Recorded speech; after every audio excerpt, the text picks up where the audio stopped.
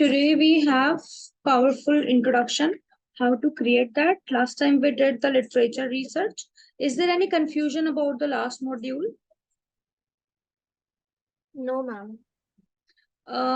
Is there any possibility if you can start your camera? If that's fine. Yes, ma'am. Just give me a minute. Sure, take your time. All right. So today we will understand two modules again. So one is creating a powerful introduction. And for this, it is more like, yeah, now I can see you. It looks good. Okay. Making an impactful blueprint of your introduction that you will understand. Writing tips for an effective introduction, learning to write the first draft, and writing the first para, middle para, and last paragraph. How we can do all of these things. So it is more about the introduction session only, that how you can start writing, how you can start the very first paragraph of your. All right. So first, blueprint. How to make the blueprint?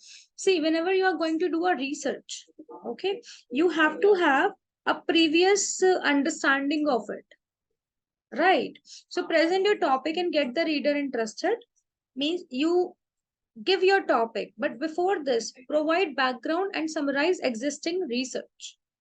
What is already there and what you can provide, you have to give that. Position your own approach. What is your method? What people will understand in this? Detail your specific research problem.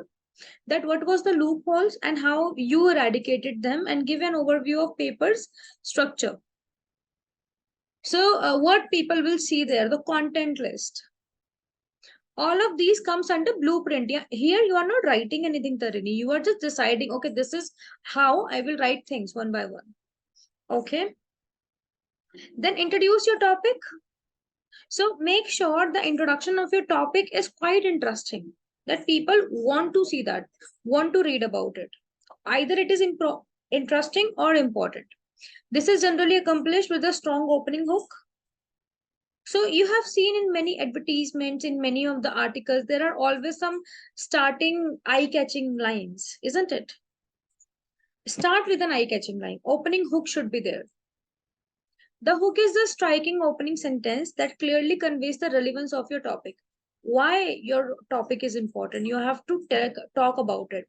Now, this starting point can not only be a simple statement, it can be a question too, sometimes.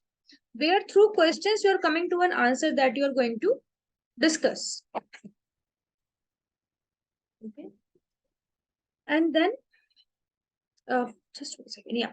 Describe the background. Now, again, background is called empirical paper. So what people have done already, what were their position? What do you have to say about it? You have to make sure that you describe the background, from where it is coming. And describe the background, it has argumentative paper background information. Argumentative paper, you know, the persuasive one where you are giving your opinion. After you have caught your reader's attention, specify a bit more, providing context and narrowing down your topic. And in this part only, you have to talk about the previous research, that why this topic is important, what people have done previously, and now how you can help. Establish your research problem, what problem you are going to address, and then emphasize the importance, why this problem is important. Because might be nobody is looking at it. Nobody is seeing at the perspective that you have. Okay. And then again, relate to the literature. Whatever was there previously, relate with that. So you can work on these questions type. What research gap is your work intended to fill? What you are filling, what contribution of knowledge does it make? So what gap you are filling and what important points you are giving. That all should come in your blueprint. This is where you are just starting to understand your topic. Okay. Then specify your objectives. So what you are going to cover and what is your position in that, how you see that approach. That should be done now. Okay, so your thesis statement, and then research question and hypothesis. You have to decide whether this is the question that you're going to discuss. in a question way or in a thesis way. Okay. So now more and less, whatever you will read, this is regarding this only. That how you present your ideas at first. Map out your paper. So the final part of the introduction of is often dedicated to a brief overview of the rest of the paper. That is an abstract. And then there is an introduction also. Okay, this paper will first discuss several examples of survey-based research into adolescent and social media use. Then we'll go on to. So these are examples how people start the introduction. Like that day, I was showing you this one, the social media one. You see, there is a whole introduction, right? Like today, almost every internet user is familiar with these two words, irrespective of their profession, nationality, culture, race, religion, etc.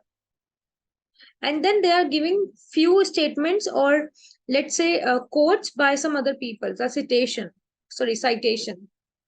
Yeah, I really have messed up with my pronunciation for the citation and citation. Okay, so these are some of the example how you can start. Now writing tips. What are the tips? Start broadly and then narrow down. So you have to give the bigger picture to your audience first. What you're going to talk about. For example, if you're going to talk about economics of something, you will give that bigger picture. That how I'm giving you a very topic like how deforestation affects the economy. Let's suppose this is my topic. So I will describe that topic first. That what is my main idea. State the aim and importance. Why is it important to talk about cite thoroughly but not excessively? If you are giving citations, give limited citations, not too many. Avoid giving too many citations for one point. See, again, the same thing. Clearly state either your hypothesis or research question, whatever you're going to talk. Consider giving an overview because again, why hypothesis and research question? Sometimes you are just trying to analyze what you want to do. Okay, like there is a question in your mind, and this is a very big question for the population. You are discussing that question and coming to the result. That is a research question. But then hypothesis is you have already found out something and you're going to talk about it. Okay. Consider giving an overview of the paper. Again, overviews like introduction, abstract. Keep it short. Show, don't tell. Show, don't tell means you are not just writing and showing people that, okay, these are the facts and figures. No. Show means when you have such language that people can actually imagine and understand they can visualize the content, how you are writing, what you are writing, how you're giving the examples.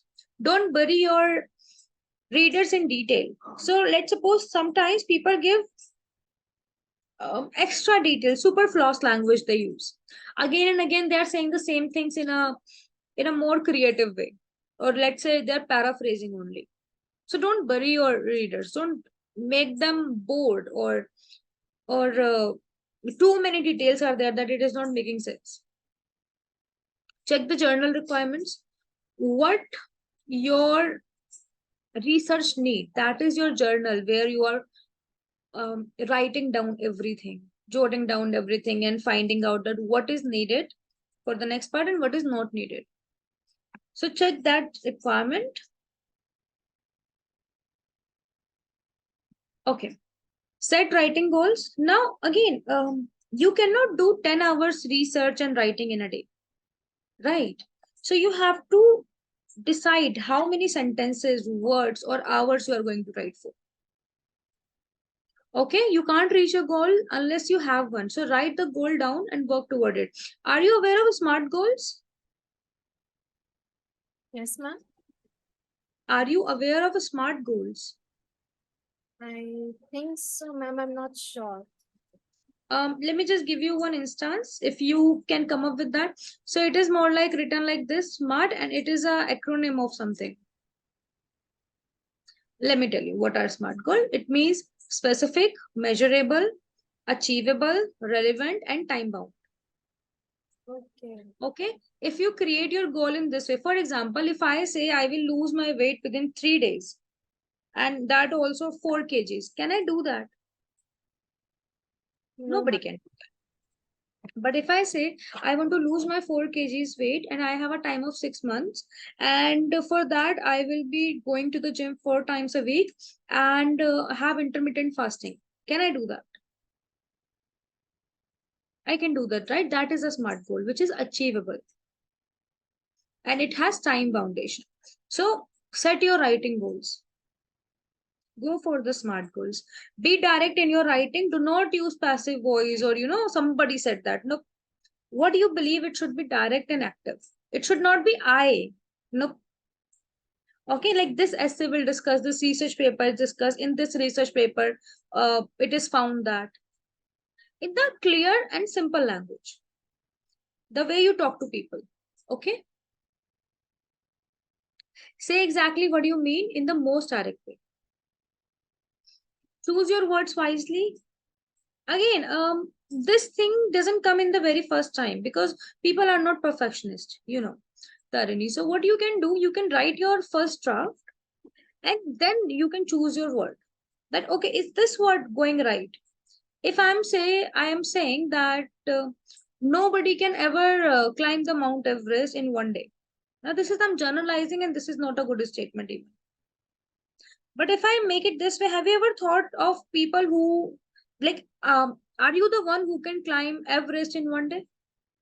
Maybe this is an intrigue question, but if you are telling it in that way, in a negative way, so choose your words wisely. What do you want to convey to your people?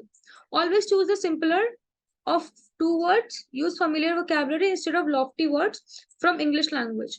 There are so many words in English language. Now, if I'm saying unpleasant and I am saying obnoxious, which is the word people will understand more?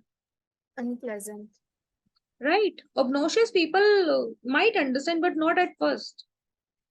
So, normal English. Okay, short sentences are more powerful than long sentences. This is a rule of writing. Whenever you're writing something, try to write short sentences rather than long sentences with so many connectors or conjunctions. Write short paragraphs. Now short sentence, short paragraph. Each one should consist of sentence and support the same idea. So you're talking about the same thing. Always use active voice. Again, clear language, subject, verb, object, sentence structure. Okay, and try not to use passive voice. Okay. Review and edit your work. Again, this is the thing that you have to do when you have done everything. Proofread your first draft should be the first step in your editing process before you hand your story over to a professional editor. Tighten your writing. Check your word choice and sentence structure and on your voice to improve your style. For example, you have made the first draft. Now you are checking everything. If you wrote one paragraph, Tarini, and you start checking that one paragraph, you are never going to finish your research. You have done a dissertation already, you told me, right? Ma'am, kind of. It was like for my class 12 project. So, okay, let's take that. So, were you like checking in between when you were writing or finding the things, or you did it at the last? No, ma'am, I did it at the last because I thought it would be quick to do. That's why. Time efficient, right? So, that is every time work. Like in our exams in a school, we used to do the exam first, then we used to check all the questions, isn't it? Yes, ma'am. This is the same way in writing. Use natural tone, conversational tone, where you are talking about your ideas, your passion, your thesis, why you are talking about it. For example, that one, the social media one, you will see a very good tone in there. Let's say, see, honeycomb model of Smith identifies 7 functional blocks of social media website. Identify conversation, sharing, presence, relationship, reputation, and groups. Very easy to understand, right? Similarly, whenever you are writing, it should be in a easy way, in a conversational tone. Like there is a lecture going on and people are listening to it actually. They are not feeling lost every time. That's conversational. Read famous authors. This is you have to do a lot when you're doing a research. Pick up any book by Mark Twain and you will know it's his writing simply by the tone of the story and the words he uses. Great writers put a stamp on their writing with a signature style. For example, um, do you know any Indian writer? Any Indian writer that you follow? The writing style? It won't be an Indian writer that I would follow, but maybe Ruskin Bond. Well, yeah, he writes the book of kids, right? Ruskin Yes, Bond. ma'am. Hmm. If you are taking Ruskin Bond, I give you one more, Roald Dahl. Have you heard of him? Yes, ma'am. Right? The kind of creativity he has in his book, in the children book. Ruskin Bond has different types of stories. He has different types. If you see, the characters are so magical in Roald Dahl stories. Okay, he doesn't only focus on the human. They have witches. They have Charlie in the Chocolate Factory, and then George's Marvelous Medicine. So magic is there always. So they have signature style. Okay, after learning how other writers create their style, do the same with your own writing. You do not have to copy anybody's style. For example, I read Amish Tripathi, very good writer. He has a style. He uses a lot of Sanskrit words in his books and then gives the meaning of those Sanskrit words as well in between the writing. So that is kind of signature writing. Okay. Another thing, learning to write the first draft. Now, how you can write the first draft? A first draft is the introductory version of the piece of your writing made out of, planned out, the way you will start and end the draft. Okay, mixed up with necessary point. So here you are writing everything. It is not like you are putting it in the right order or everything. You're just writing whatever is something that you have found or you have been observing. Created an outline from the previous points already jotted down. So you had your own research. Now you are focusing on the research and making the draft. Finally started writing. Till now you were not writing, you were just finding the information. Okay, done brainstorming and write the primary information for the points. Used engaging words and phrases. Again, you don't have to be perfect initially. You can write literally anything. Okay, use only relevant information, avoid details. This is important because you have already done your research. You can do this easily.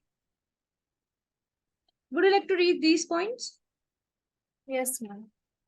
8 steps to writing your first draft. Outline your core topic. Identify your audience. Plan with pre-writing. Make a mess and clean it up in later. Avoid adding minute details. Start writing without engaging your inner critique. Don't stop to do more research. Seek appropriate feedback. So I guess you have fair idea. You can make mess up and then clean it up later means you can just write whatever is coming to your mind or you have the ideas, just start writing them. Then only you can change or add the minute details or you can add some extra sections.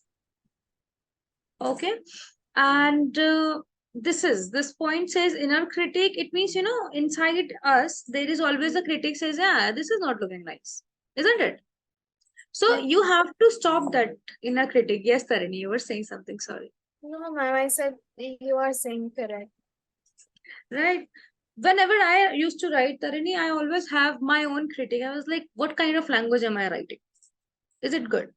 So stop that critic. First write your draft. Then come to that critic. That okay, these words could be changed. This is how not to write a sentence. That will come automatically when you do your research. Okay. Don't stop to do more research.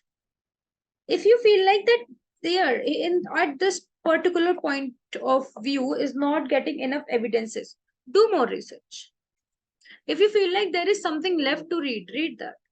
Seek appropriate feedback. That can be done by somebody who is mentoring you. Okay, set aside daily writing time.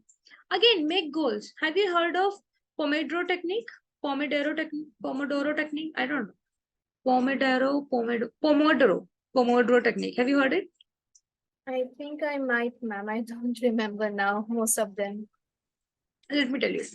So Pomodoro said that every time, just give me 1 second, Tarini. I'm so sorry, dear. Just 1 second.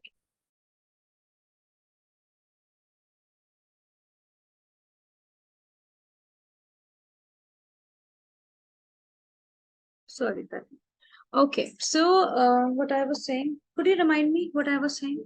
Ma'am, we were talking about Pomodoro the technique. Pomodoro technique. Yes. So it is a technique where you set your timings to write, and it is more like you give 30-minute circles. For example, you will write for 25 minutes, take a 5 minutes gap, move around, come back, sit down, write for 25 minutes, 5 minutes gap, and you have to do it 2, 3 times. After that, you can take a gap of 30 minutes. That is called Pomodoro technique, very effective technique. But in this technique, you have to get rid of every distraction, every possible distraction that you have. Maybe your neighbors, or maybe your telephone or phone or internet, everything. You just have to write in this case. For example, you have already done your research. You already have your points written. Now you are just explaining your points in your own way. That time you can use this technique. And again, you have to decide always when you are writing that how much time you're going to give every day. It is not like first day you give 5 hours, second day also you will give 5 hours. It might go like first day you give 5 hours, next day you are not even in mood to write. So that goal setting is very important. Just like going college is a particular time, same way. So find a calm, distraction-free writing space for your writing sessions, such as a coffee shop, library, or home office.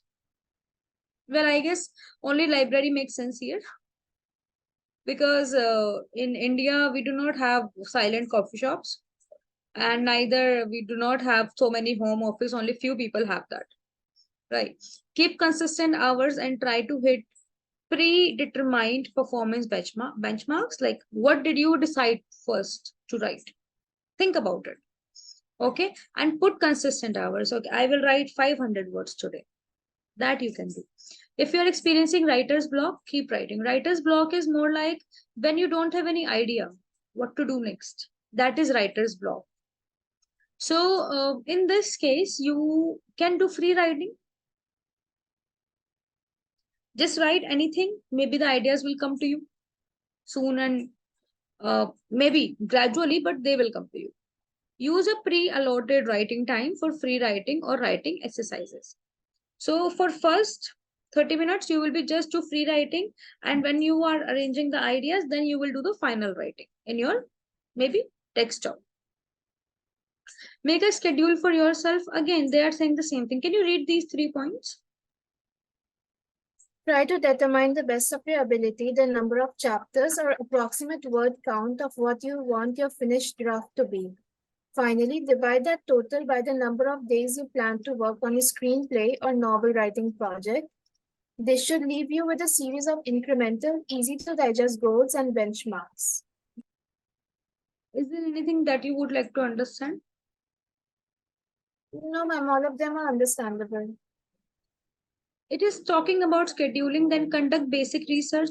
See, if you are writing about, let's say this example, if you're writing about New York in 1930s, read a time period specific essay to get a broad understanding of the location and era. Okay, if you are writing about the cricket, so you have to understand the cricket history as well a little. That what happened, who were the famous people, what did they do, how did they impact, how much. In cricket, do people earn money as well?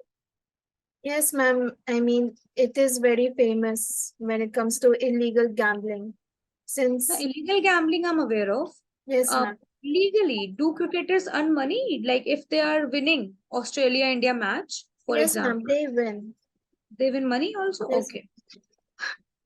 I am not sure. I am very much not a sports person, so no idea. no, ma'am, When it's it comes Okay. When it comes to the specifics, you can always go back and fill in the details later.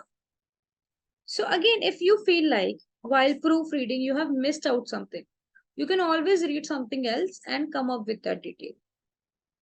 So conduct basic research, write out of order. it is not necessary you first write introduction, then write the middle body, and then write the last part. No. Whenever you have to eat an elephant, you will start with the smallest part, right? Then you will go to the bigger picture.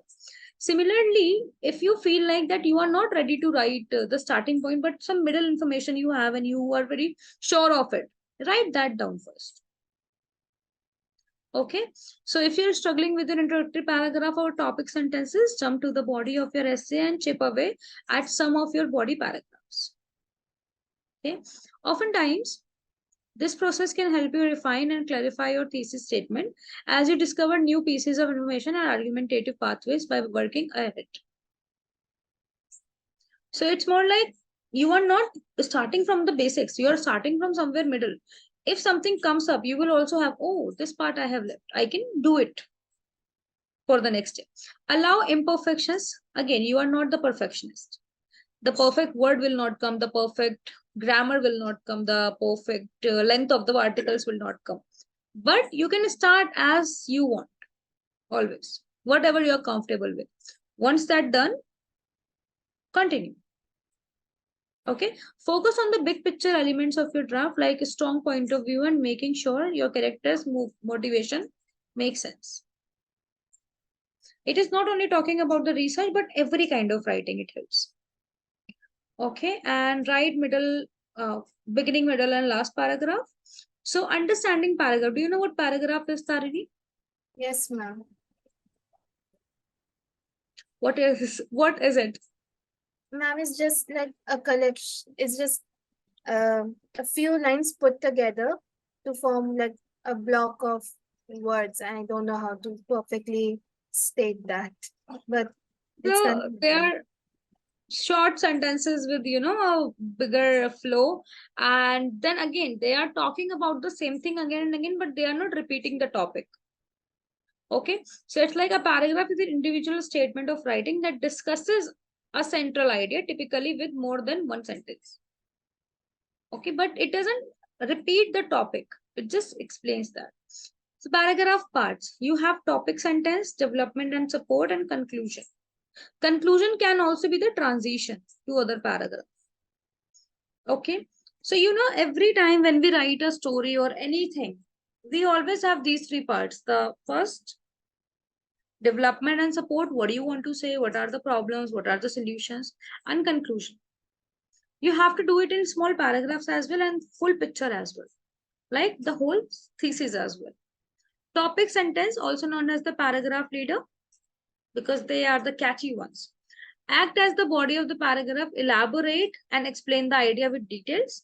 That is development and support sentence. And then the conclusion, it wraps up the ideas or transition to the next paragraph. So what do you do in the first paragraph? Give background information of the topic. Are you sleepy, Tarini? No, ma'am. Okay, include the thesis statement, which states the main idea.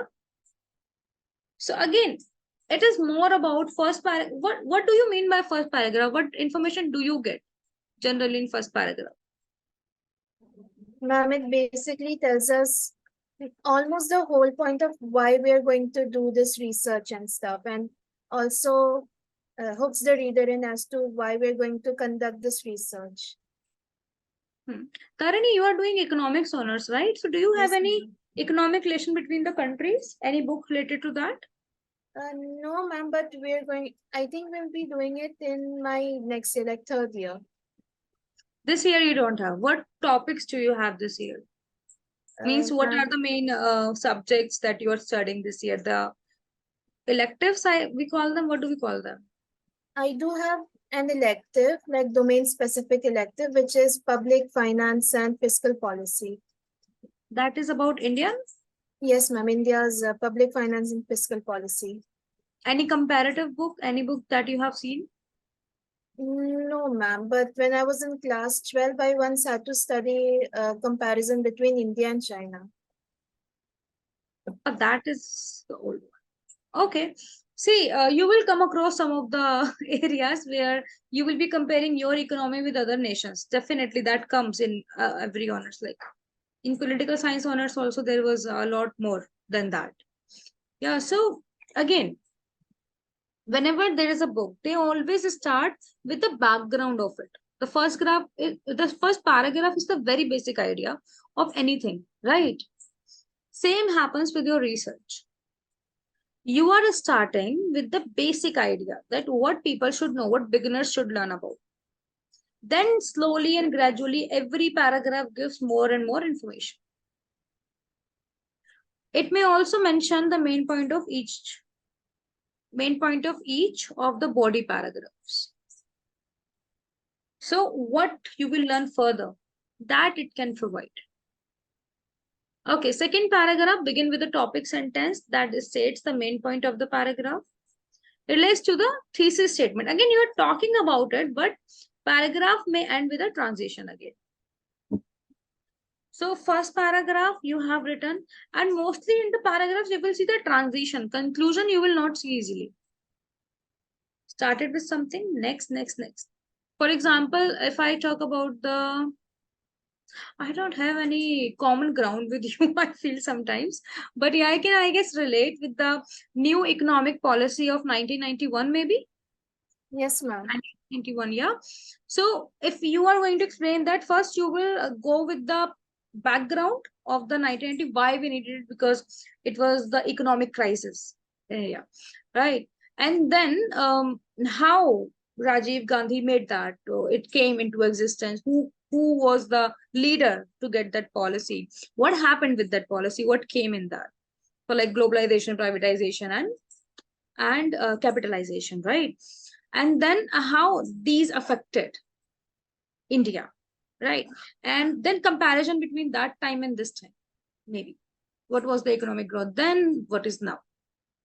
That is somehow making paragraphs make sense there. Transition is there. You are not going to conclude anything. Maybe you conclude chapters, but not the whole thing. Right, Tarini? Yes, ma'am. I guess I had something at least. So again, paragraphs, and then again, third paragraph. Again, if you are just giving one page thing, okay, it can echo the thesis statement but does not repeat it. So you are not going to say it again and again. You are just going to repeat some of the words or the main idea, but not word to word. Just talking about that idea. So if I'm talking about the new economic policy, in the first paragraph, I might talk about privatization, how it affected the people, right? But I'm not going to talk about again new economic policy. So echoes the thesis statement, poses a question for the future, suggests some actions to be taken, warns and consequences, includes a detail, for example, from the introduction, ends with a strong statement. So again, depending how long your article is, what your third paragraph is doing, it can have 6 paragraphs too. So you can take care of it. Now there are types of paragraphs. There can be expository paragraph, which is only explaining some of the topic. Like in essays, what we do, we just, let's suppose if in essay, if my topic is, some of the people believe that globalization is great, but others says it has impacted their culture in negative way. So in an essay, what will I do? I'll just talk about the negatives and positive of that, right? So that is expository, right? Persuasive, here you have your opinion that you have decided that globalization has impacted us in a negative way. Here you will talk about the arguments and the counter arguments. Narrative, when you are just talking about something in a storytelling way, giving scenarios to the people and what actions are happening. Descriptive, again, narrative and descriptive are interconnected. Here, the third person point of view is running. In descriptive, the writing of the narrative is descriptive. You have to describe everything that people can understand. So they are interconnected. For example, if I'm saying or writing something like there was a girl, she was tall and her legs were like noodles. Her hair were flashy and black and all like a tree. So you start imagining, but this is the narrative way I'm telling. I'm describing in a narrative way. So these are the two ways to write things. Okay, and that's it. They are the last part. These are 4 main types of writing that you will come across always. Writing styles these are. But then there are so many tones. There can be formal, informal, conversational, worried, optimistic, collaborative. Many kind of tones are there. Okay. So that was about this one. Did you understand how to start with the introduction? Yes, I ma'am. will tell you in the crux. Have a blueprint, have some ideas before writing, then come to the writing. And then again, you don't have to be perfectionist. If you started with introduction and you have to do introduction only, no. You can start with something in the middle as well. That will help you. Okay. Okay. The introduction research paper key goals are All of the above. good.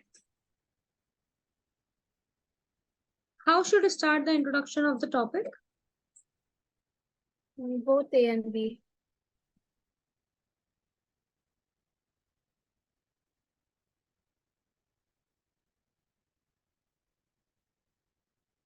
In an dash, you can simply state the problem you intend to discuss and what is original or important about your argument. Argumentative research paper. That was a simple, too simple to understand. Like I am also like, why? An argumentative paper presents a thesis statement, while an empirical paper generally poses a. This is technical. I think it would be technical paper. Because empirically usually means showing through equations and such. So you are saying technical paper? Yes, ma'am. Empirical can also be, old data and researches, but okay. The effective writing tips of an introduction are. All of the above. Are you even reading Tarini? Ma'am मैं बस ऊपर ऊपर देख रही हूँ फिर पता चल रहा है कि हाँ यही आंसर है. Okay, always use active voice in your see the spelling of your writing true or false. True. That is why I like these questions a lot. It feels like that somebody has written in a very conversational tone. Yes, ma'am. Okay, dash your first draft should be the first step in your writing process before you hand your story over to a professional editor. Proofreading. At least you know the meaning of proofreading. Like, how do you do proofreading? I think it is like you're checking whether the ideas connect or not. And then if it is not connecting, then You know the meaning, Tarini. How do you do it? Have you ever done proofreading? I might have done it, but I'm not sure whether I have done through the entire process correctly or not. See, it can be done in many methods. Like if you are writing on your own and then reading it on your own, you can do it like totally on your own or take feedback of peer. Otherwise, you can use some platforms like Grammarly and Quillbot. Many are there. Many AI tools are there these days to find out. Okay, a dash is a preliminary version of a piece of writing. First draft. In one of my jobs, what my senior used to do when I submitted my writing, he used to check it on ChatGPT and told me these are the mistakes. I was like, ChatGPT is wrong. The types of paragraphs are All of the above. good. There is one or two more writing, but I guess that will help you. There is one more writing called reflective writing, where you actually focus on the journals. What is the reflection that you got? Focus on describing a single topic such as a person or an environment. Each new sentence adds a new detail about that topic. Descriptive paragraphs.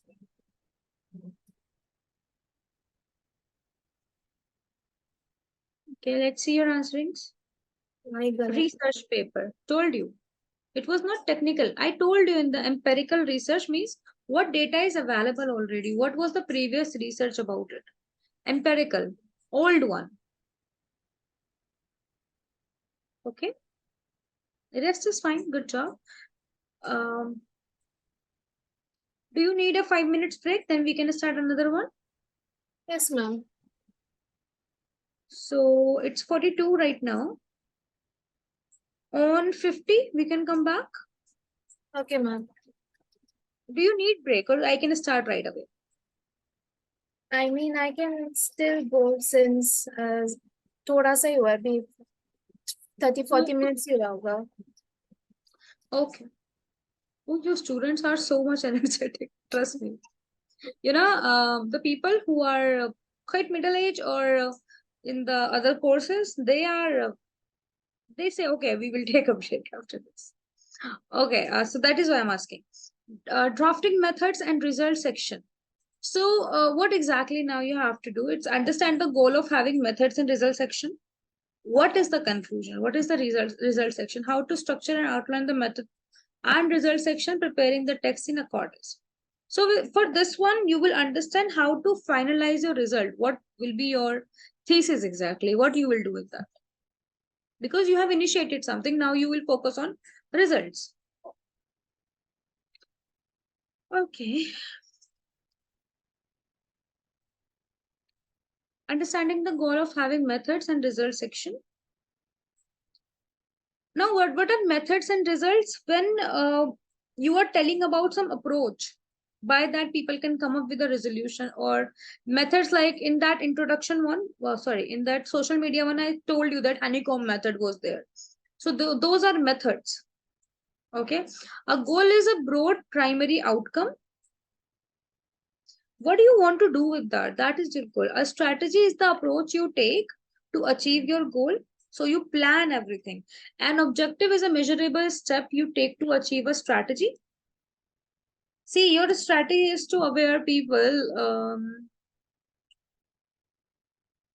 No, your objective is to aware people about the economy of cricket, right? So the strategy will include that what you will add, your thoughts, ideas, citations, and other evidences. That is your strategy. A tactic is a tool you use in pursuing an objective associated with strategy. How you will find out this data? Will you read in libraries? Will you use Google? Or will you do surveys on social media? That is your tactic. Okay, strategy, you finalize your program, objective, what do you want to achieve, and tactic, how you are achieving it. Okay, the goal of results and method section. The results, also sometimes called findings. Section is an empirical research paper, describes what the researcher found when they analyzed their data. So now it is going to talk about what happened earlier, what were the findings, from where you are giving the citations. That is the results. Okay. Its primary purpose is to use the data collected to answer the research questions posed in the introduction, even if the finding challenge the hypothesis. So it's more like whatever you have found, it is not matching with your thesis. It is telling that your thesis. So, for example, because your thesis is challenging those research, it's basically the research is also challenging your hypothesis. Okay. The result section should be described other pertinent discoveries, trends, or insights revealed by the analysis of the raw data. So, what people had and what you have, what you found while doing it, that should be done in the result section, result and method section. Structuring result and method section. Depending on the discipline, journal, and nature of study, the structure of the article can differ. In the result section, you provide an overall description of the experiment and present the data that you obtained in the logical order using tables and graphs as necessary. So it is more like the main body of your pages, they are the result section. What you have found, what are the arguments you have, why do you have these arguments? The result section should simply state your finding without bias or interpretation. You cannot generalize an idea.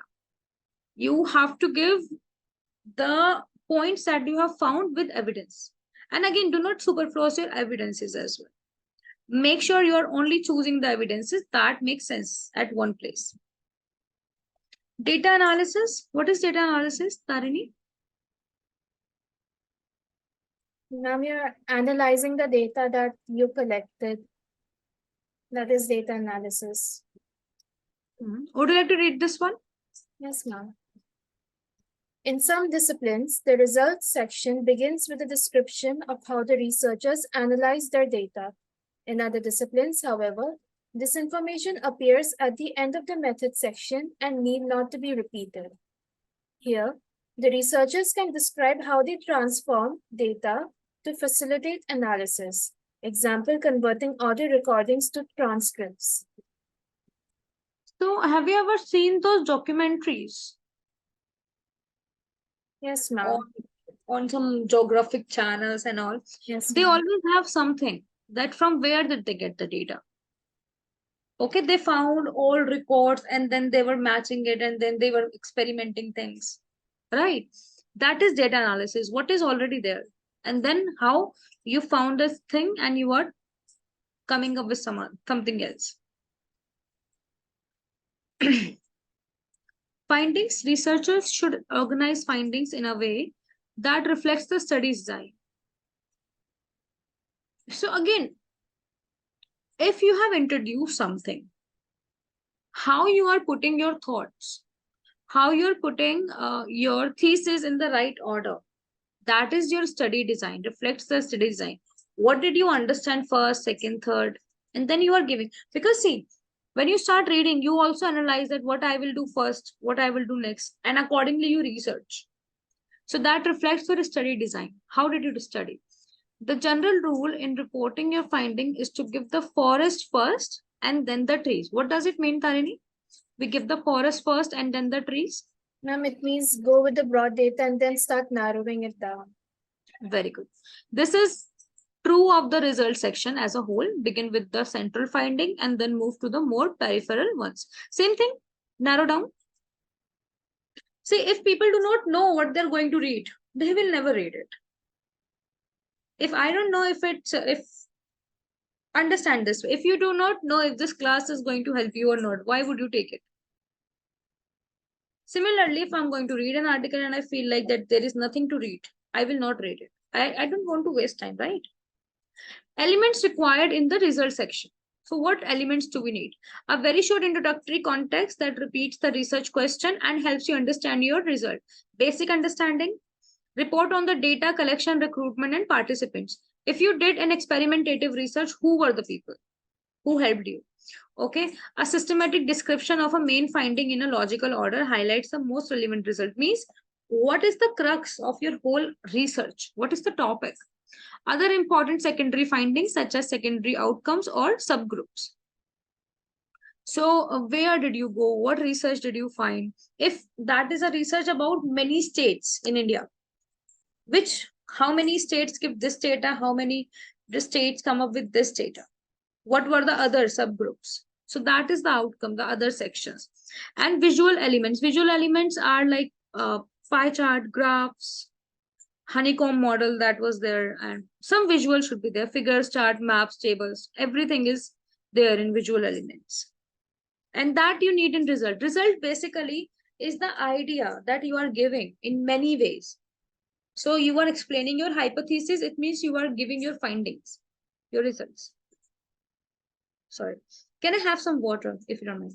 Yes, ma'am. Give me 1 minute, please. Okay. Structuring and outlining the methods and result section. So now, how do you outline things? Outlining means, Tarini, as per you? Outlining means like giving the main idea of your paragraph or story or research paper, and then you're building it up from the outline that you have made for that particular thing that you're doing. So basically, your research paper outline will be what you started with. What was your idea? How you will start that? And what evidences, documents you have with that. And then you start writing. So research paper outline should be there. It is a supportive document. So it's a supporting document that lists all the topics to include in a paper in the intended order, usually divided by paragraphs. So these are some free writing, some blue mapping that you have done. Okay, some blueprint mapping, sorry. And then structuring a result paper outline. Making structural changes is far more efficient in the outlining phase than after you write the first draft. Okay, outlining also means that how you are giving your subtopics, topics and subtopics. The typical outline of a research paper is broken up into sections and paragraphs, listing each paragraph topic and related evidence or data including therein. For example, uh, hey, I wanted to share this also with you. This is how you do or write a research paper. Can I share this link with you? Yes, You ma'am. can, you cannot copy it, you can only open it and bookmark it in your system.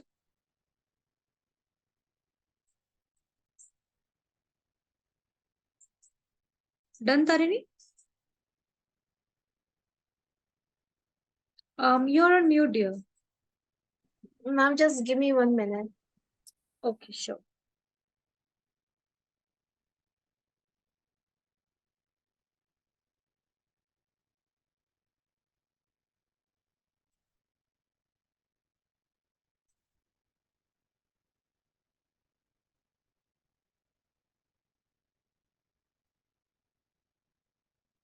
Yes, ma'am, done. So can you see my screen right now? Yes, ma'am. You see, these are the outlinings. 2.1.4, 2.1.5 relationships. These are the outlinings, giving every paragraph a topic, so that people can understand what they are going to read about, what they are reading about, what is it, how is it relevant. Okay. So the typical outline of a research paper broken down to section and paragraphs, listing each paragraph topic and relevant evidence or data include therein. Okay. The key to any successful paper. Every successful paper actually starts with the writing, outlining your topic. If your topics are clear, you will be writing very good. If you understood your question, you have your answer, you are making it the best sequential way, it will be best. Okay. So outlining will help you construct and organize ideas in a sequential manner and thoughtful flow. Begin outlining with writing the question at the top of a page. If you do not have an explicit prompt means a question or maybe something, you may brainstorm what you will write about. If you do not have a topic, a prompt, you have to think about it. Oh yeah. Now, alphanumeric in research paper. What is alphanumeric? Any idea? It is the combination of alphabets and numbers. Exactly. And there are Roman numerals, Arabic numerals, many are there. Mostly Arabics are this way, 1, 2, 3. These are Arabics, generally called these days. Okay, the normal 1, 2, 3 we have that we use in math. So alphanumeric is the most common outline format with main topic listed as Roman numerals, subtopic is capital letters, specific point for each subtopic as Arabic numerals, and further detail for individual point at lowercase letters. So you started with like this A, and then this has a part of A this way, and then this has part of 1.1, and after this A. These are the format. You can use this. You would write the information in quick blurbs, just a few words instead of complete sentence. So these topics are not going to be like I showed you 1.2.4, it was written and then there was a short topic. So not a sentence, just a short topic will be there. Full 10 sentence research paper outline. Again, sometimes you do not give just words. Now you give the full sentences also for the outline. And in most of the blogs and article, you will find full sentences. Full sentence research paper outline with main topic listed as Roman numerals, subtopics as capital letters, subtopic points as Arabic numeral, and details for each point as lowercase letter. Okay. The advantage is that your outline is more specific and easier to share with colleagues when writing as a team. Let's suppose 3-4 people are working on some topic. If you have divided the topics as per like the unit 1, you will do the unit 2, I'll do the unit 3, I'll do. And then again in unit 1 also, if there is only one unit, how you will divide things like A, B, D, C, A, B, C, D parts. The disadvantage is that it takes a little longer to write. When you have a lot of pointers, it is really hard to write. But when you're writing in pointers, it is easy to understand for people who are reading. Decimal research paper outline. These are the decimal research paper outline. It can go up to 3 decimals, like 1.1.1.2, 1.1. Then once it's done, the series is done, then 2.1.1.1 counts. Okay. So again, use a system of numbers with increasing decimal points. You cannot go beyond like -1. After 1.1, you cannot go into -1.1. You have to go from 1 to 10, right? Subtopics with 1 decimal points under a subtopic with 2 decimal points, and then further detail is 1 point. So 1 is your topic, then 1.1 is your another topic, and in 1.1 also there is 1.1 point and 1. And then it can go up to here. If you have these many points to tell, like in only first topic, you have 4 things, and that those 4 things has 3 subparts, then you need this. I hope you're getting. Yes, ma'am. Research papers are not only very long ones, they can be short, but depending. Okay. Steps to start your research paper outline. Decide on the subject of the paper. Write down all the ideas you want to include or discuss. Organize related ideas into subgroups. Here you are still on this mode somewhere that you are deciding what will come in the first, what will be my sub priority, and what will be the other subjects. Create effective headings and subheadings. Format the outline in either alphanumeric, full sentence, or decimal format. Is there any confusion till now? No, ma'am. Okay, outline tips again. Always go with introduction, body, conclusion. Body has most of the part. Why is it not working? Okay, draft your result section using the finding and figures you have organized. Because you must have done some preliminary work, right? If it's done, the basics are done, you can go ahead. Review your draft, edit and revise. When you have to do this? This When, part? when we have done our first draft. If not first draft, at least first chapter, right? But do not do it paragraph or sentence wise. That is only recommended in research writing or any paper writing. Preparing the text in accordance. So again, Tarini, I did not ask you this. You want to do a research, right? Yes, ma'am. What you want to do exactly in your career with that research? Like, do you want to be a researcher? Do you want to be a like PhD, doctorate? What? I mean, I do want to pursue PhD, and the reason why I'm doing this is because I want to become an economist, like Oh, making that's- policies and such. and do you want to go like in an international organization someday, or maybe just the Indian one? I mean, it depends. I haven't thought all that much. I just thought I want to like make policies and such. Wow, you're so prepared. Trust me, at your age, I don't think so. I was there. I was still in some dream world. So preparing the text in accordance. Do you want to know when I completed, like when I started my college? If if you're comfortable with sharing it with me, ma'am, then sure. So I did it in like 2017. I completed. college. The bachelor's started in 2014. And I was only interested in international relations, nothing else. Also, I wanted to be a person or maybe a delegate in United Nations.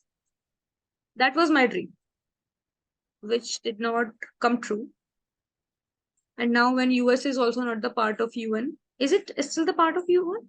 Yes, Because ma'am. it US is. is like the main, like the 5 permanent members in UN. Yeah, is it still like, in between, like after 2020 or between 2020, I heard this was a rumor or news that they are taking out their partnership from there.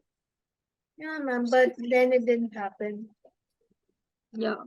So, yeah, that kind of thing I was thinking when I was in third year. Before that, no, nothing happened.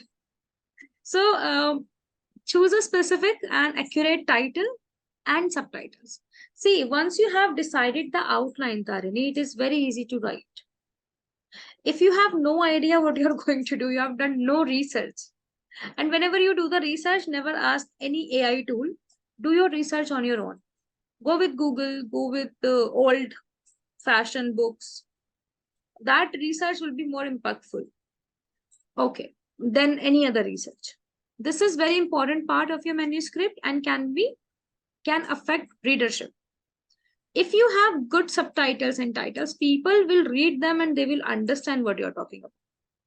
Make sure your title doesn't put people off. The title should give an overview of what your paper is about. This should be accurate and specific and reflect the content of the paper. Avoid jargons where possible. Do you know what are jargons? Yes, ma'am. I think jargons means uh, words that are specific to the uh, like study Niche. that you're doing. Yes, ma'am. Niche. Yes. Um, that the way I said that I follow Amish Tripathi, he writes Sanskrit words and he always gives the meaning, because if somebody is reading his book, they cannot understand it easily without, because he is writing jargons. But in research paper, avoid jargons. This is the thing. Okay, writing an interesting abstract can improve your research paper. So make sure you start with a very interesting abstract. Abstract can be the main idea of your finding or some very important crucial part of your finding, that what you're going to discuss and how you came up with that. The abstract is the first part of the paper that will be read. A clear abstract should outline the working of your research. This will help you carve out a very specific space in your field. Mention some notable achievements and explain how your research builds on them. Okay. To improve research paper, keep it simple. Use only English, simple words. Avoid including information that is unnecessary. Don't ask rhetorical questions. That's not needed even. Review what you have written so far. If you can delete something, then you should. During review. And that's all about this one. So, how you have to add your result section? Results are the middle section. Make sure that you have your own evidences and every brainstorming thing that you have. If you have started something, you need the middle information. Oh, Tarini, I wanted to ask you something. Yes, ma'am. Tomorrow, Yes, if ma'am. I take an off, would you be okay with that? Yes, Because ma'am. tomorrow, if I take the class, I will finish the whole module. Like Yes, ma'am. that That's will what be I wanted to ask, whether this will be the last class of ours or not. not this is tomorrow. If I skip tomorrow, then on Saturday, next Saturday. Okay, ma'am. What do you suggest? Should I take an off or should I just finish it up tomorrow? I mean, I think it would be better if we finish it up tomorrow, but if it is something urgent, then uh, it can be helped. But I think I'll be free on Saturday since I have also other things to like look after. Mm-hmm. So I think if you are not able to take uh, our class tomorrow, then next Saturday would work. Okay. You will receive an email by the noon. Noon or, in the afternoon, you will get the email. If there is any off. So just check it around like 5 or 6. If you do not receive any email, it means I'm taking the class. Okay, ma'am. Ma'am, so Okay. in what name would it be coming under as? Henry Harvin. Okay, ma'am. It will come from the support team, not from me directly. Don't worry. Okay. Okay. If it is needed, if it's not, I will not take it. Okay. A dash is a supporting document that lists all the topics to include in a paper in the intended order, usually divided by paragraph. Research paper outline.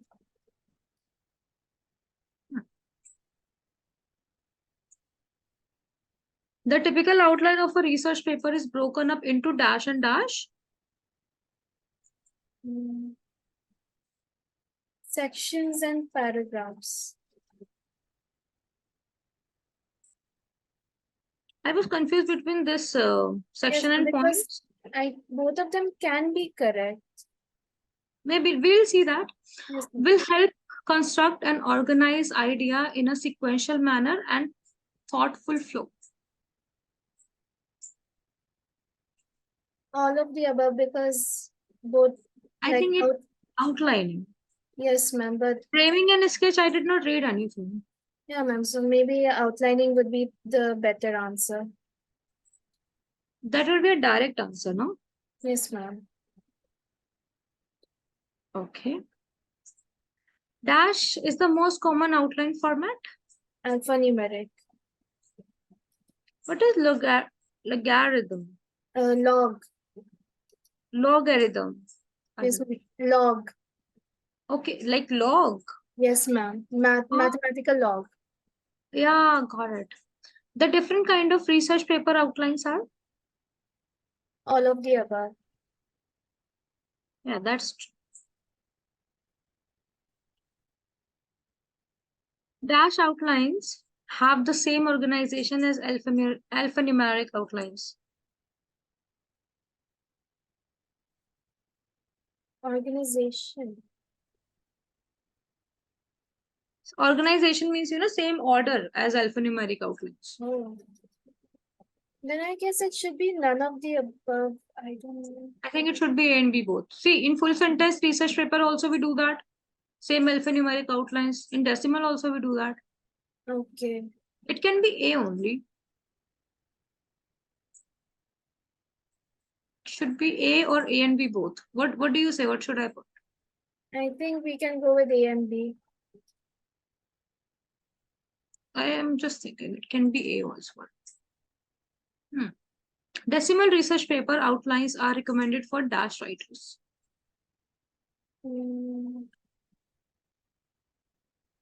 This was not.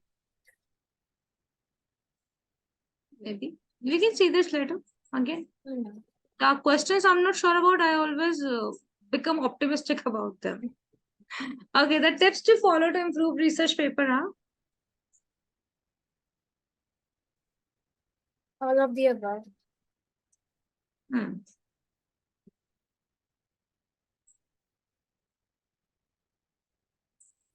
The main purpose of a research paper outline is to, and all other inclusions in the paper.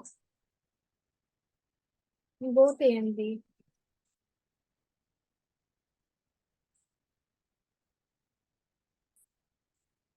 The elements required in results section are?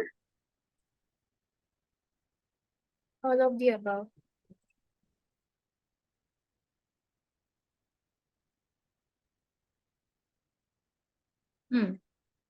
Full sentence research paper, it was told you, it was similar to this one. And this is technical precision. We need decimal in mostly in technical precisions. Okay. And then structure the topic data. So the main purpose of a research paper outline is to structure the topic data. Yeah, that makes sense. Yeah, not bad. All right, Tarini, I hope I'm making you understand something and it is not too confusing. Oh, ma'am. It is relatable, is it? Yes, ma'am. Okay. All right, then that's all for today. Thank you for joining in. Have a good time. Good Yes, night. ma'am. I just have, so just to make sure this won't be our last class, right? This is not our last class. We have another one. Okay, ma'am. And And probably I'll take it tomorrow itself because I also don't want to delay. If it's going with the flow, let's go yes, with the flow. ma'am, because I had like the research course that I joined for the Hmm. batch, it was supposed to start in August, and it is like the end of September almost. Fine. No worries, Tarini. Tomorrow I'll definitely complete it. I'll not take it off. Okay. And ma'am, like once this course is complete, how would I be able to get the certificate for Let me tell this? you. Let me tell you for that. So you see this section. Do you have your section like this? Uh, Wait. Now it will appear. Is it appearing? yes, ma'am. Can you open this page on your laptop? You can share the screen. Okay, ma'am. Laptop, desktop, whatever you have. Can you show me your dashboard? Yes, ma'am. Just give me a minute. Take your time. Ma'am, is it visible? Yes, totally. Can you scroll down a little? See, it should be here. Um, Notes from chapter no. Change by go to course LMS. Click on that. See, and now you see this assessment option on your left side corner. Yes, ma'am. Click on that. So after the course, what you have to do, Tarini? You have to take practice test one, final assessment one, two, three. You have to take. Can you scroll down? It will be written the structure. Yeah, you have to take final assessment, any one of them, and score 50%. Once you score 50%, you can request the certificate. If you get less than 50%, you will not get the certificate. Then what you can do, you can attempt any other. There are three final assessments, right? Yes, If ma'am. in one you do not get 50%, you can do two. If you do not get marks in the second one, you can get to the three. Okay, once you get 50%, more than 50%, you can request certificate from the left side only. And you will get an e-certificate. Okay, ma'am. Okay, Yes, is it ma'am. clear? All Yes. right. And about this practice question, that you can do for yourself, I believe. Okay, ma'am. Okay, Tarini. So yesterday we covered that how to do resulting, how to give your reasons, and how to start it, right? Today we will understand how to edit and make the fine-tuning research. And in this module, you will understand that tips to take research writing to next level, learn to be clear and concise, add triggers based on cue points. So these three things we will cover. Starting with tips to take research writing to next level. So what do you have to do? First, in research writing, you have to remember these things. Again, I'm repeating. Establish deadline for yourself when it comes to data collection, analysis, and actual writing phase. Whenever you're doing these things, research, writing, everything, make sure you have a set of timeline. Aim to meet or exceed these deadlines. So, would you like to do them within the time or you can exceed them as well? That also you have to decide, figure out who you are writing for. Again, your audience is very important and decide what shape your research writing will take. So, whatever the result will occur, how will it be? Again, I would like to know you that research topic you talked me about. Um, what kind of audience would be interested in that? Do you have any idea? I think like first cricket companies like betting companies would be interested in it, as well as maybe BCCI, ICC, or other like uh, the cricket council in general. And maybe, I mean, I don't think that students would be interested in it. Maybe professors, I guess. Can be. So again, you have to know who will be the interested participant in that. Okay. Write in a straightforward manner, avoid cliches. Do you know what are cliches? Yes, ma'am. Cliches are basically like tropes in a sense. Yes, cliches are generally the words that have been used a lot, and now people do not even care about those words. Okay. So again, you have to also find out your methodology. Methodology means how did you come up with this topic? How did you find the research? That is your methods. What methods did you apply? So that will come. Okay. Keep your discussion of various possible methods to a minimum and avoid excessive details. If you are going into detailing, detailing is important, but correct detailing, not superfluous detailing. Re-examine any uses of jargons as they could be covering up unclear thought. So if you are using any jargons, make sure you have given the full form of it somewhere or in between many times so that the people remember, okay, this is what they are talking about. Be prepared to relegate some of your findings to the appendices. For example, you have found 7 references, okay? Now, out of those, 6 were fine, but one was not really good and you are not utilizing it. So you can relegate some of them. You started with good examples, good findings, but later on you found out that this finding is not useful. So be prepared to relegate some of your findings to appendices. Okay, to disclude rather than include. Okay, be prepared to struggle with your presentation of statistics. How you're going to do that? How you're going to get the information of that? How will they make sense? So when people see your tables and charts and flow charts, they should understand what you're talking about. They should not get confused. That is a kind of presentation they need. So remember the tables should speak for themselves. Readers should not have dig through the main text to make sense of them.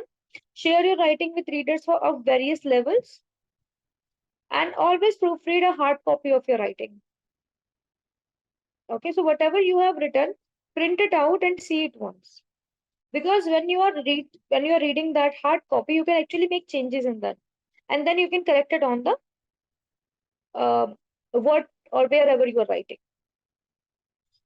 Okay, and readers of various level means share it with some professors, then their students, and also the niche experts. So you will understand. Are they able to understand or not? Okay.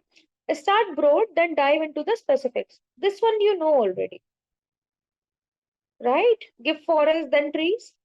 Same way. So would you like to read this one? Start broad, then dive into the specifics. Researching is a big task, so it can be overwhelming to know where to start. There's nothing wrong with a basic internet search to get you started.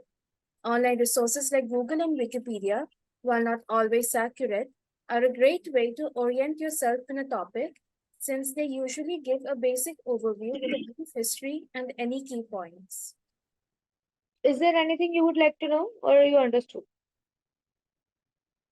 No, ma'am, I understood that. And like to add on to it, Wikipedia also have these references and such for bibliography. So to further study them, we can like click on them as well to understand the topic more. Yes. So bibliography is always everywhere, almost everywhere. Another thing, learn how to recognize a quality source. Whatever you are finding out, is it a good thing or not? Learn that. So that can happen with asking these questions. Does this source agree with other sources I have found? Whatever others were saying, is it saying the same thing? Is the author an expert in the field? The author who is writing that particular book or maybe an article on search engine, are they expert or as well or just anyone who was a content writer? Like I am not an expert. Understand this way. And if I write about this economy, not an expert, not from that background, but I can write some articles on that. But will it be right? Will my information be correct? Not properly, maybe somewhere, but not exactly right. So, does the author's point of view have a conflict of interest regarding this topic? So, what you are looking for and what they are giving the information, is it even matching? You are looking for positive side and you're getting negative sides. So, you have to see the point of view also of that particular writing. Be open to surprising answer. Good research is all about finding answers to your research questions, not necessarily as a way to verify what you already think or you know. Okay, so it's about finding certain answers. What do you know can be correct, can be wrong. You cannot generalize anything. So only looking for confirmation is a very limiting research strategy. since it involves picking and choosing what information to collect and prevents you from developing the most accurate understanding of the topic. So again, you have to confirm the data that you are finding out.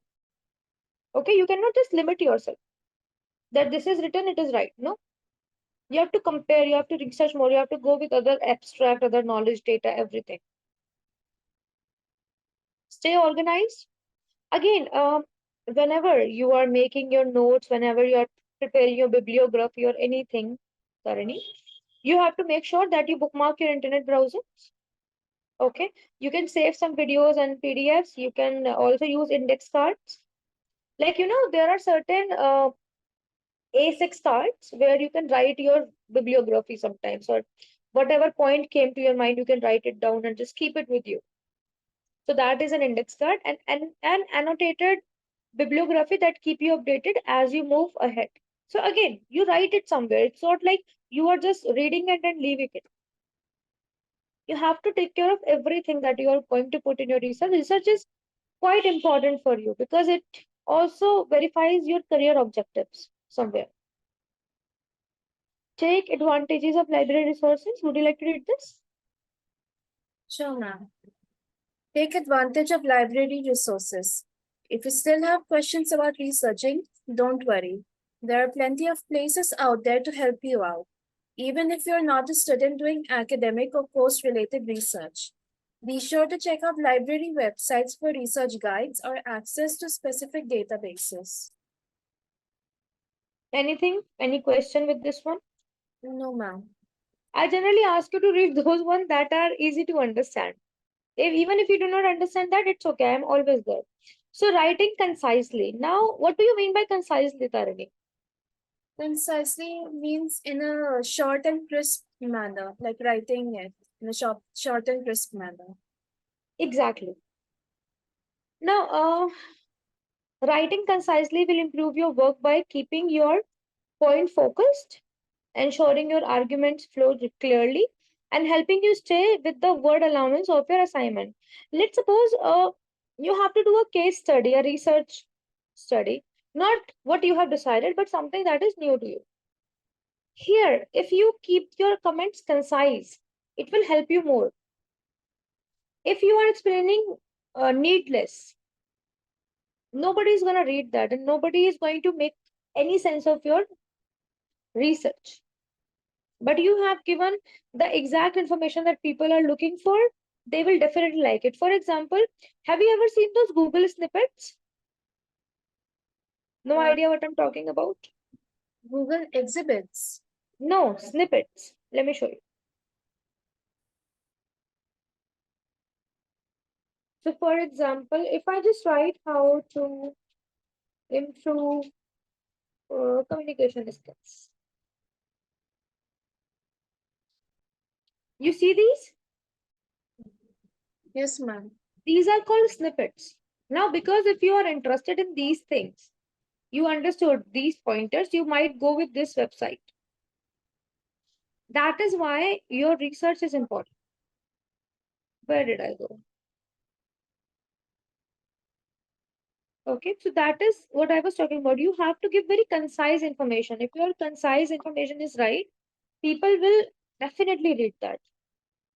Okay, so keeping your point focused, ensuring your arguments flow clearly, helping you stay within the word allowance of your assignment. Be brief. Extra words, long words, unnecessary phrases, they all are not so good in writing.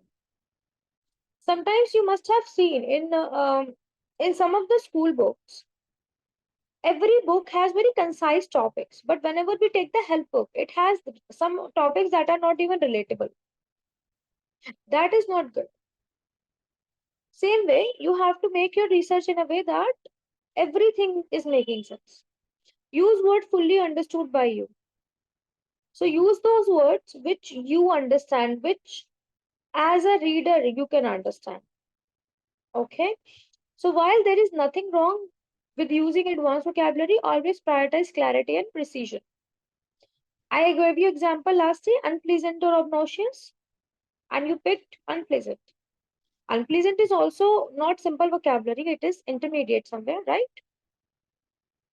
But even if you're going for the advanced word, you have to look for it, whether people know it or not.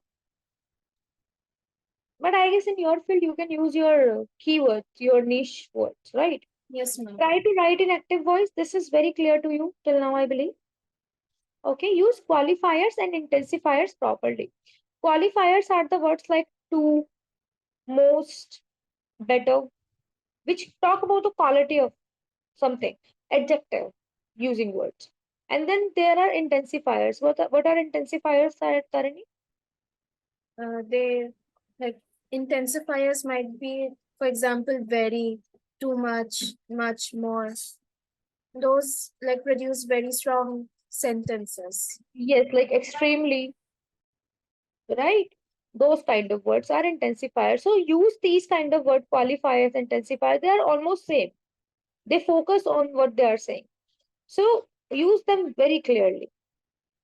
Okay. Use very sentences. It is not like you have to use all the sentences short. You can make complex sentences also. So it varies on what detail you have. So use all kind of sentences. Okay. In a paragraph. Watch out for nominalization. Nominalization means that you are giving only those words which are necessary. For example, gave an assessment of and single word assessed. So nominalize your word. Use only those words which you feel like that they are apt to be used. Focus on your thesis. Again, you do not have to write everything that comes relatively. If you are writing about the economy of cricket, you are not going to write about cricket. You know this. You will write about the economic perspective only. So stay with that. Okay. This will guide the rest of your paper since every point you make should add to your argument. If something is your work is not relevant, in your work is not relevant to your thesis, consider whether it needs to be there. Okay. Avoid redundancy and repetition. This is same. Everything that you're writing, try to use limited words. They make sense. For example, if I say the car was green in color, but what if I say the car was green? Do I have to write in color?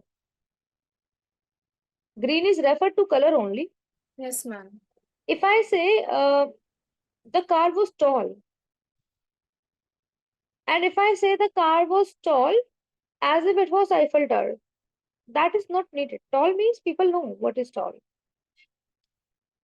So just take care of these repetition or redundancy. Redundancy means again limitizing your words. Don't make more words when you can use less.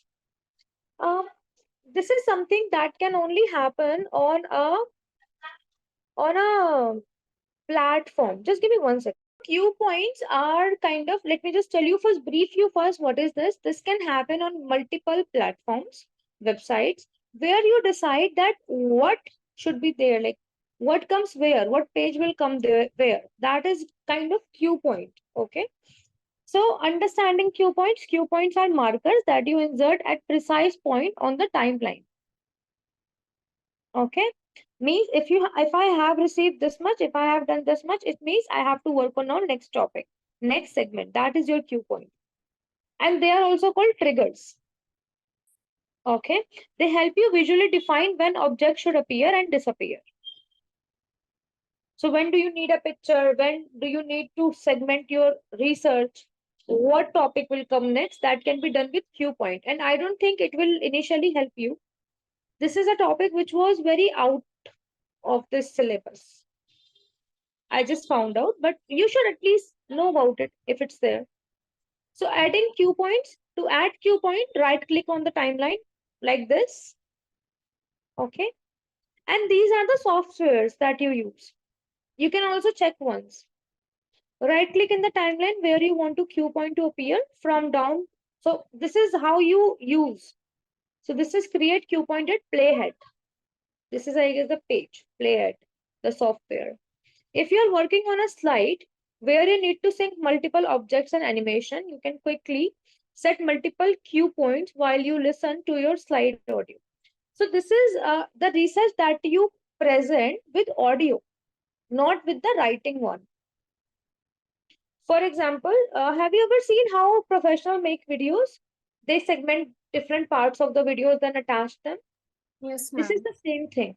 So this is when you are researching.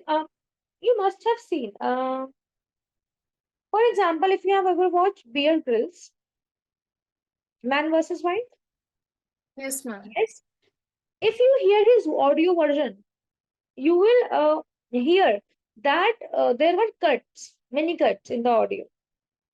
Okay, that he's talking. That is a kind of thing because he is researching on jungles. That is a kind of audio he could make. So sometimes there are many researchers who make videos. How should I tell you? Like in movies, there are many people who make videos to record their research rather than writing. Like today, I did this experiment. This happened, and it did not work. Um I couldn't find the vaccine, for example. Like I don't know if you have watched it. Have you watched this Korean series All of Us Are Dead on Netflix? Maybe. No, ma'am. Generally in movies, there are multiple doctors who created something wrong, and then this thing become an evil in the movie or story, right? Because in real life I have not seen this, so I can only connect with the movies. So this is for the audios. I don't think so this is useful part for you, Tarini. I guess you want to do writing one, right? Yes, ma'am, because what I think this would be helpful when you're giving a presentation or something. Yes, yes. A presentation, or you are telling people through the videos your experiments, okay, and you want to record everything of your experiment, but through videos, not through this writing. In writing we do not need triggers and things. So again, this thing is all about audios. But let's see, they help you create activities for your courses. They let you build interaction without any coding, and to build a trigger you must decide an action and a time. So again, for example, yeah, I remember now. Sometimes there is a chapter, and after every chapter, like video lecture is going on, and after every short topic there is a questionnaire. Have you seen that? That is a kind of trigger. That what do you understand? Can you answer this question? That you will find on Khan Academy at a lot of times.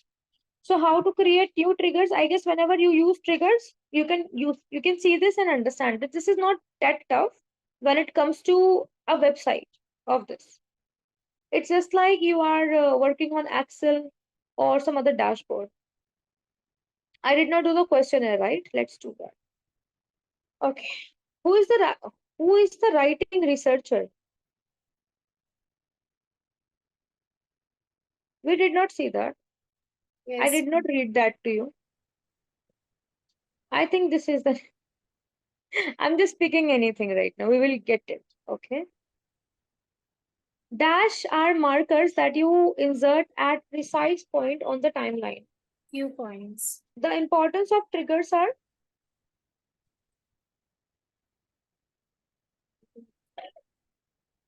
These all of the above. the suggestions of for research writing are All of the above. the first page of research report is Mm, Title page. I think title, either it is title page or appendix. Okay. Appendix also come at last, I believe. The content of the research report is, this is wrong grammar. Report can be classified into three parts.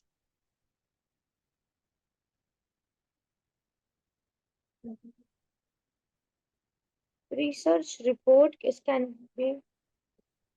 Did we discuss this? No, ma'am, I don't remember like seeing about research reports. Neither I. Let's just do it all of them because they are asking for three, Yes, ma'am. three parts. So three parts are given. Bibliography means List of books referred. an abstract is Synopsis. This abstract thing is in the next part, you know. Well, I think they switched it, I guess. Mhm. It's in sixth part, not in this one. Okay, interpretation should be. Interpretation should be subjective. This was also not there. Many questions are there that were not there. Okay, the last state of research process is Mm.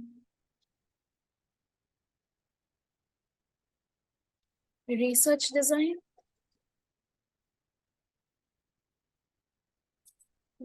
I am not sure. I think it's review of literature. No, that should not be. Okay, so it is robot voice, and this is reporting writing. Okay. First, this doesn't make sense as a grammatical word. Should be report writing. Mm. Okay. You know, these kind of questions will occur in your this assessment also. So whatever you know, just click on that, okay? Okay, Or ma'am. take help of Google for one or two questions if that's too tough. Okay, yeah. So next one is table of what to stop it. Sorry. Few more tips. Now these tips are going to be that how to create an abstract, drafting a creative and purposeful title for your write-up, and how to write perfectly formative list of references. Okay. So how to make sure that you are formatting the list of references the best way possible. Let me just show you first example of references, then I'll come to this. Because I was also seeing it, how people actually do it. So this is the list of references. Now you see the gap between the paragraphs. Okay. And the because see, when it was writing this was like this, and when it comes to the references, it has more gap, half an inch gap it is generally. Secondly, how do we write the names of the people from where we are taking the things? So it should be last name first, and middle and first name should be in initials. For example, Golder BN, Jakaria M, Mishra S. If there is no middle name, you can just write the first name, initial. You do not write full names. You getting? Yes, ma'am. If my name is Ritika Jan, you will write Jan R. Dot. Okay? That's how people write the referencing lists. I have covered pretty much of references. Now we can continue with it.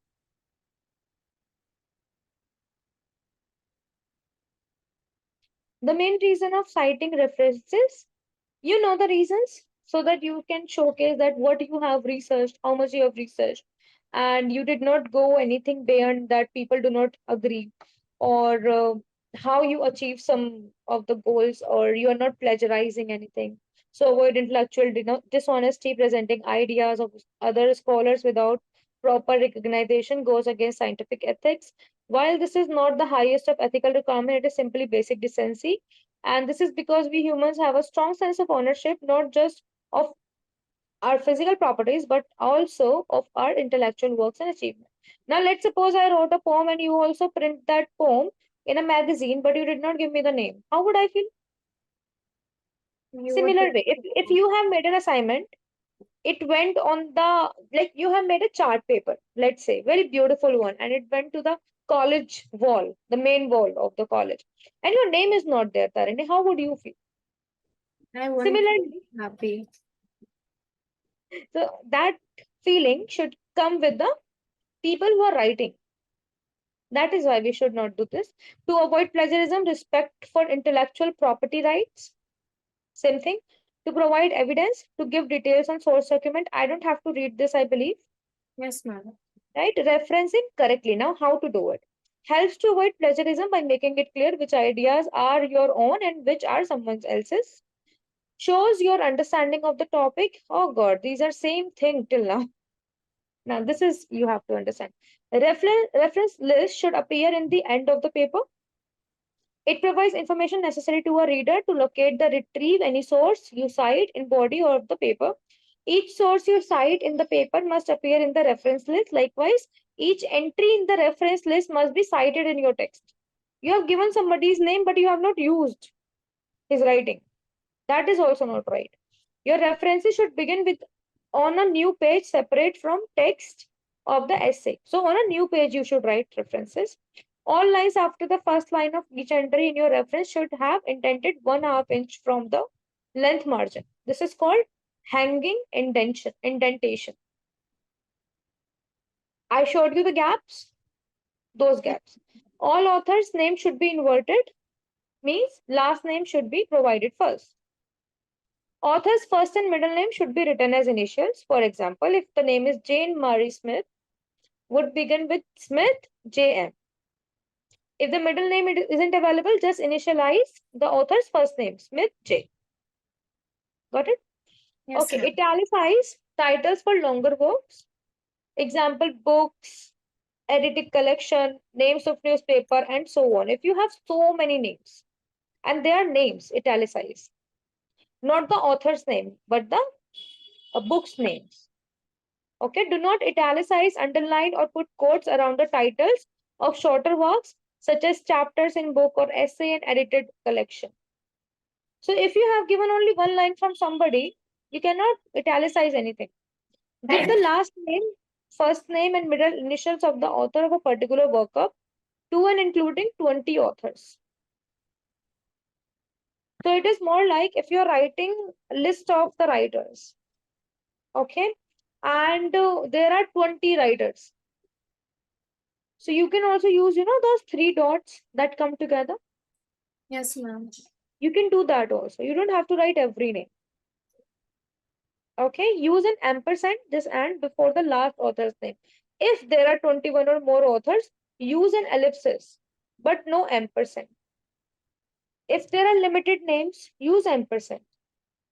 If there are many names, use 3 dots. And if you see this person, which I was showing example of, he did not use any ampersand or anything. He just gave the names. You see, there is no ampersand. Yes, ma'am. It's just names. Okay.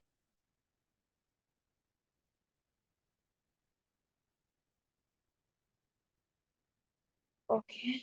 Reference list entry should be alphabetic by last names of the first author of each work. Sometimes, references are written from A to Z as well. For multiple articles by same authors or authors listed in the same order, list the entries in chronological order from earliest to the most recent. So there is one author wrote 7 things that you have read. You can just write them in the chronology. The person's name is, let's say, starting from A. It will be on A, but it will have 7 different words. So you can make pointers. Like you can use decimals in that case. When referring to the titles of books, chapter, article, report, web pages, or other sources, capitalize only the first letter of the first word of the title and subtitle. The first word after a colon or a dash in the title and proper nouns. I guess this I should show you. Like, see, only this letter is capital. This letter is capital. And again, this is, I guess, name of the thing. So you have to see the capitalization also.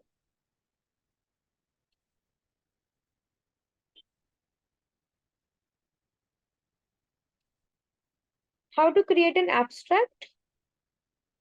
An abstract is a short summary of your published or unpublished research paper, usually about a paragraph, 6 to 7 sentences, 250 till 250 words. Now, what it should add? It should have a standalone paragraph. You are not, what you are going to talk about, that should be an abstract. What your article has discussed, what exactly it has discussed, you will just talk about the information, the relevant information. Be sure not have a new or relevant information. You're not giving anything new. Just what you have discussed, you are just talking about it. Be consistent in your tone and style, be concise. Do not tell everything in abstract. Let people read other aspects as well. The function of an abstract, can you read this one? Yes, ma'am. The function of an abstract. It is to describe, not to evaluate or defend the paper. The abstract should begin with a brief but precise statement of the problem or issue, followed by a description of the research method and design, the major findings, and the conclusions reached. The abstract should contain the most important keywords referring to the method and content. So it should start with the main idea, what you are going to talk about. Okay, how did you find your methodologies? Maybe some of the details of it, but nothing new. Everything that is mentioned in your research, you are only talking about that in the abstract. So abstract is one short thing that is a part of something big. Okay. Purpose of abstract: an abstract lets reader get the gist of essence of your paper or article quickly. That what is it about? Tarini, just give me 1 second, okay? Just give me. Yes, ma'am. Sorry, Tarini, again. Okay. An abstract lets reader get the gist of essence of your paper or quick article quickly. An abstract prepares readers to follow the detailed information, analysis, and arguments in your full paper, that what you are going to discuss. Again, abstract is just the gist of what you are going to discuss. What is your main topic? That is why we understand, no, that why abstract only is it useful or not. An abstract helps readers remember key points from your paper. Whatever you said, is it matching that? Okay. Abstract include context or background of the information. Okay, central question or statement of the problem of research, main reasons, rationales, or the goals of the research. Why did you start it? What come to your mind? But again, you are not going to give everything. Some of these points you can add. Okay, main finding, results, and arguments, analytical methods. How did you come up with this research point? Significance or implications of your findings or arguments. So why is this important to discuss? Right. Now the topic you have come across, I am quite sure that in India nobody must have come up with that topic, but maybe the people from other countries may have this discussion earlier. The topic you have.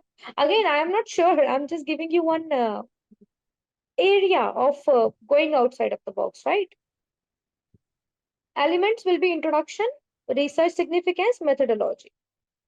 Questions will be like introduction, you are just describing what have you discussed, why did you do this research, why it was important, and what methodology you used. You did surveys, you talked to people, you did a lot of study. How did you do it? Tell them. Then results, what kind of result people can expect at the end. So what did you find out after doing the research, or what are the advantages of your method based on the result? And conclusion, what have you contributed, what's your contribution? Okay. Drafting a creative and purposeful title for your writer. So how you can make the title. Now, Tarini, before starting this one, what do you think, how you can come up with a title? Maybe like we have to keep the research topic at mind and keep it, for example, I don't know how to even properly say this, but I mean, for example, if you're going to take the topic that I suggested, India versus Pakistan cricket match economic interpretation or economic impact, then we can say the economic effects of an India versus Pakistan IPL match or a T20 match. So that would be interesting to see because it has all the key points that I want to mention in my research paper, as well as it is short. That's right. Okay. So you are aware of keywords, I believe. Right?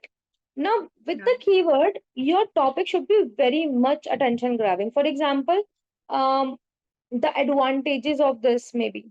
Okay. Or what are the best ways to analyze this? Either it could be a question, or using the word best, or how to. These kind of question can help you a lot finding people your article. Okay. or research paper, I would say. So about the title, think carefully about your audience who will be reading this paper and what are their motivations. Are they concerned with acquiring information as clearly and concisely as possible? How do you want your reader to feel about the content of your paper? Do you want to feel them informative after reading it, or do you want to make them feel that, okay, what was that? I did not understand.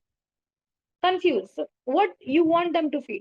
A great academic title should tell your readers as much as possible about your paper's central claim and its significance.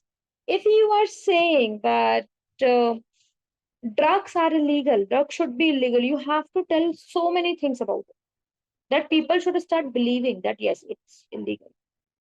Keep it short, simple, and to the point. Great headline goes directly to the point of your content. Don't try to be clever or intriguing. Okay. It means don't do a lot of work on that people don't even understand. Clear headlines, don't play with words and try to make a joke. So neither you become humorous at the start, and neither you talk about something sarcastic, or you play with words. No, you say it directly. Get to the point. Talk about it. Bring out the benefits and make clear offers when talking about your products and services. This is something different that you are not going to do. Okay, but there are, let me tell you what research papers generally used for. Have you ever heard of Amazon Web Services? Yes, ma'am. Somewhere you must have heard. They do a lot of research papers. Why? Or let's say white papers. That is also a kind of research paper. So they do a lot of white papers. They talk about their products and services there. But you don't have any product or service, so you don't have to take care of it. Okay? Question in the headline. The question in the headline should be something that your audience wants to know. If you ask something they don't care about, you will lose them. Simply, right? Your aim for one of two responses. Yes. So what do you want people to say when they read your title? Yes. As in, do you want to know how to get the result? That is amazing. Or tell me, this tool blew the analysis expectation. So these answers should come from the people. If you are giving that title, people should be intrigued. Tell your audience what to do. So create a headline with a command in it. Learn how to differentiate between this and this. You have to showcase that you are the expert. Tell your audience what they have to do to get the value you are offering. Be direct and demand action. You, the expert, tell them to act in a certain way. Okay, you make them ask why, and then that in turn will make them click through your website. If they found your topic and they found it not relevant to their understanding, they're not going to read it. Create the most valuable information resources. So take a look. Okay, I'm a little tired. Can you read this one, Tarini? Yes, ma'am. Create the most valuable information resource. Take a look at the best content out there and create something better. Better examples or more complete guidelines let you create a definite piece of content in your industry that will work for years. But the internet is full of information. People don't want more information. They want to make their lives easier. So rather than just giving the information, give them more charts, maybe some other things that they can see and they can understand easily. Maybe you can give some snippets as well. Your headline, your heading, your subheadings help them. You know how snippets come on the Google? Yes, ma'am. I guess it's like the most clicked websites are the ones on top. Yes, that's true. And they have the most relevant factors that people are asking. Okay. Apps, sorry, attracts reader. Benefits of creating catchy titles. It attracts readers. Having an engaging title can attract readers' attention. Okay. This happens in any of the writings, Tarini. If you're even writing a copywriting, like a paper to sell, or maybe you are writing for an article blog, your titles matter a lot. Okay. They may choose to open your article over others of similar content and message based on your content of your title. If they like your title, if I like a title, I will only get to that.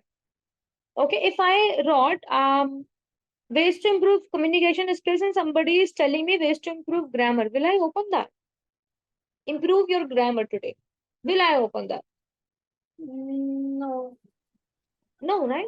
I'm looking for something else. A catchy article title is also more likely to stay in the reader's mind, allowing them to search for it in the future or even share it with others. So if you like a website, don't you look for it again someday? You do that. Everybody does that. Increase SEO, focus on your keywords. So one SEO tip is to include search terms, but it also helps to have a concise title with a standard search phrase like what is, how to, or best. Best ways to improve English. How to improve your English? How to improve English? What is the best way to improve English? Can come as your topics. Okay. SEO means search engine optimization. This is done by basically the people who are in digital marketing. But how it is happening with the content? The content writers write keywords. Like if you write on internet, kurta for women, will it not show you results? It would, right? Yes, ma'am. That is a keyword because people search it a lot, and that's why it will have a lot of content related to that word. That is SEO. Search engine is Google, their optimization is new content, related content. Okay, so you have to work on this. Constructing a concise title can help you rank highly and gain access to more potential readers. Okay, make a good first impression. Your title indicates the message and tone of your article and reader before they read the rest of the article. So it should be nice. A catchy title can suggest that article is easy to read and contains information valuable to readers. By spending time crafting an effective headline, you can both keep the attention of your audience and educate them as to the topic of your content. So if your title is good, it will always benefit you. Good title should include a hook. Hook means the exact word people are looking for. People love cricket, right? That can be hook. A set of key terms. So again, instead of writing economy in cricket, bidding in cricket can be your title. I'm just giving you one example. That should not be your title too. Okay, but you can use this word bidding, cricket bidding, or something, or a source. Source, maybe you are telling how to or what are these kind of. You're giving information to the people, and that's pretty much about this one. If you have understood abstract, and I guess these modules were not too big today, easy and simple one. Yes, The ma'am. last one that we have its resources, and in resource library we generally have all the PPTs or the slides that we have done till now. Okay, see, aim for research, citation, abstract, publish the paper. These are all same things that we have discussed already. So you can go through them once before giving your final exam, like assessment exam. Okay. Yes, ma'am. Yeah. Dash allow researchers to properly code the work of others. It helps them acknowledge where the information come from. Citation.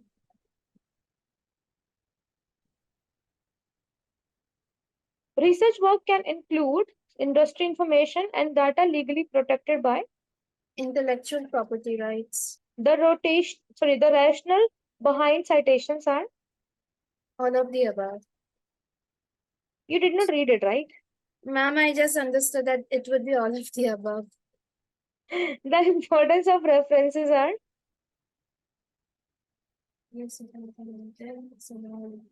both A and B. See, again, you don't have to read most of the answers Yes, ma'am. sometimes. Okay. Dash provides the information necessary for a reader to locate and retrieve any source you cite in the body of the paper. Bibliography. And dash is a short summary of your published or unpublished research paper. Abstract.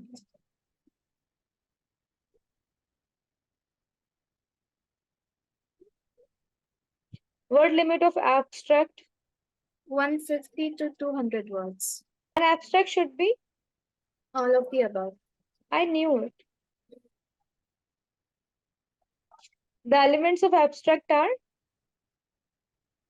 all of the above. All of the above. Told ya. A good title should include All of the above. all of the above. Yes. See? So simple. Yes. It was today. This one is wrong. It is reference list. What Ma'am, did then we? what is the difference between the bibliography and the reference list? Both are same. Then why is this wrong? Fifth question it is. Let's just see the. Just give me 1 second, okay? Let me see other answers. Fifth question, no. Let's just see the fifth question once again. I don't think so you will mind. Let me see the first 3, 4, 5. Dash provides the information necessary for a reader to locate. Yeah, see, bibliography is what you are putting in the reference list. But this is reference, it is called reference list. In the reference list, we find the bibliography. Are you getting my point? Okay, so like reference list is the first step that is The like included title. in the first draft. And then when we iron it out, it becomes the bibliography. No, see dear. When you are coming to this page, so this is called references or reference list. And these are bibliographies. Oh, This is not reference list. This is bibliography and this is reference list. All of them are reference list. So it is a part of reference list. That's why that is the difference. Okay. yes, ma'am. I guess here we can complete this. This is done.